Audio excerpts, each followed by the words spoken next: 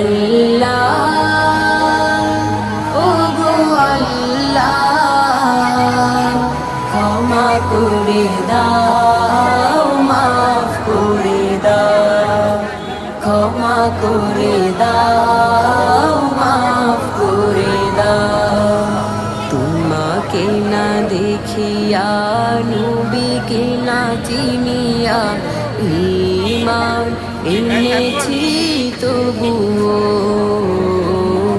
তোমাকে না দেখিয়া নবীকে না চিনিয়া ঈমান এনেছি তবুও এই উসিলায় রহম দয়া বিলাস সুপথে চালা